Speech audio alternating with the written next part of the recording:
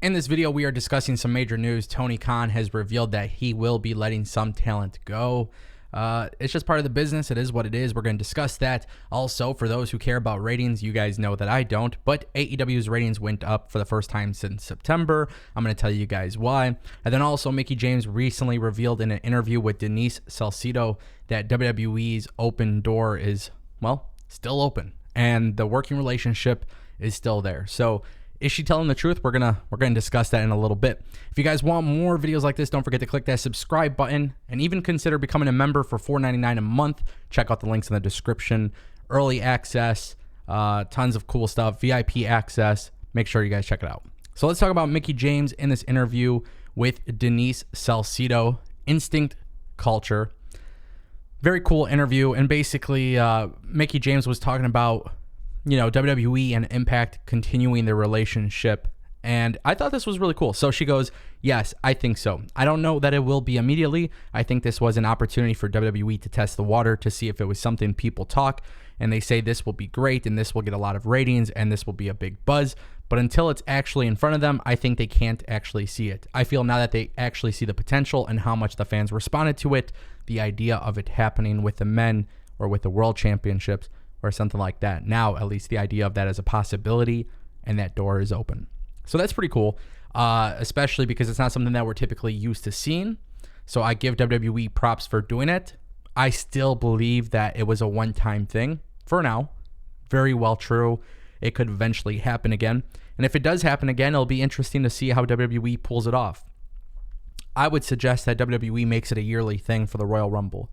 I don't know if WWE doing it, a singles program on Raw, SmackDown, or NXT really makes sense. Perhaps NXT could be that option. NXT and Impact sharing talent. I don't know. There's a lot of people that haven't been using NXT as well. They're training in the Performance Center. I am an advocate for people who aren't being used to be used elsewhere. WWE typically did that with Progress or Evolve.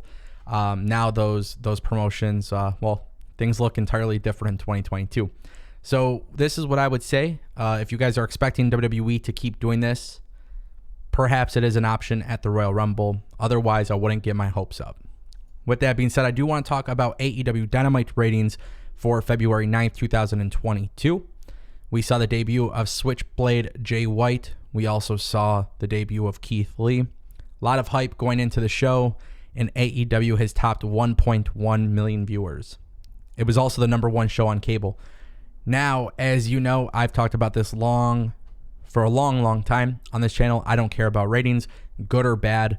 They don't really impact me.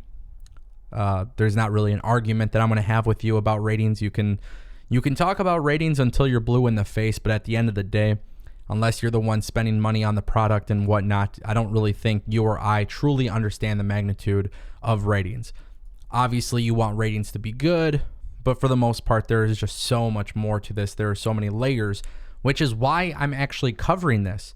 AEW getting 1.1 million viewers, I believe there was actually more people watching the product, and a significant amount of people watching the product.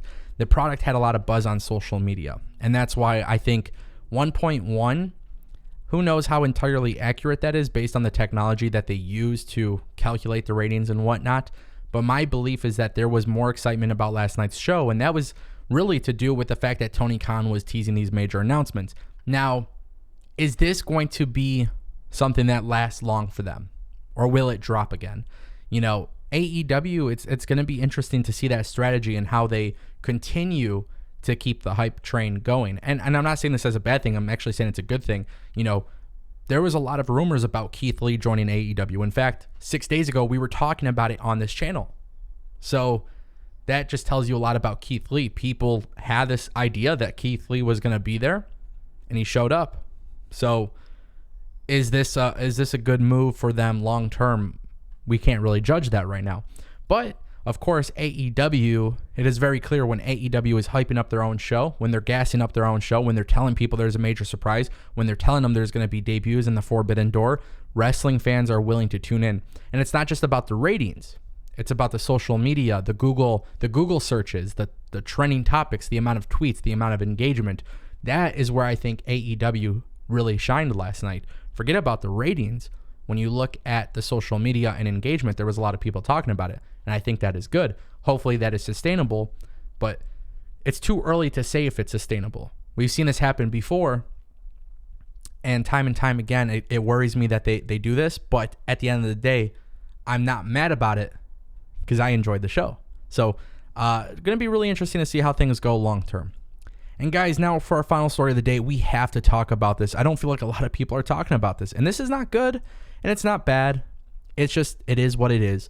Tony Khan did reveal that he's going to be letting talent go. He revealed that there are a lot of people, and he's got some tough choices. And there's going to be people that won't be re-signed in the company. And we all knew this, but now Tony Khan is making it public. So basically, Tony Khan had recently revealed in an interview with Scott Fishman of TV Insider, he says, when we started, we had a lot of people that had contracts that were a couple of years long, and a lot of them are now coming up. I have really tried hard to be very considerate of the people on the roster, especially going through the pandemic. That encompassed a long period of time where we were still in our first year of television and going into our second. Now, with so many wrestlers coming in, I can't renew all contracts. I've had to make some tough choices based on ability, fan response, or both. I try to maintain the best roster I can for the company and fans. There are a lot of former WWE superstars signing with AEW right now, guys. And I see this anti-AEW movement that is continuing to grow on social media because, of course, you got to be pro-WWE or pro-AEW. For some reason, you can't be fans of all types of wrestling. It's strange. But there's a lot of people on social media who are saying this is dirty, this is terrible, this is bad. This is just as bad as WWE releasing people. And I just can't agree with that. You know, Tony Khan literally paid people during a pandemic, didn't even use them on TV. Perhaps maybe he had them in the crowd for a fan reaction. WWE released like 200 people. There's a clear difference. Now, business is business. I don't really care how you go about your business because your business is not impacting my business. But at the end of the day, if I'm giving you my personal opinion on this whole narrative that AEW is just as bad as WWE for not re-signing people, it's ridiculous to me.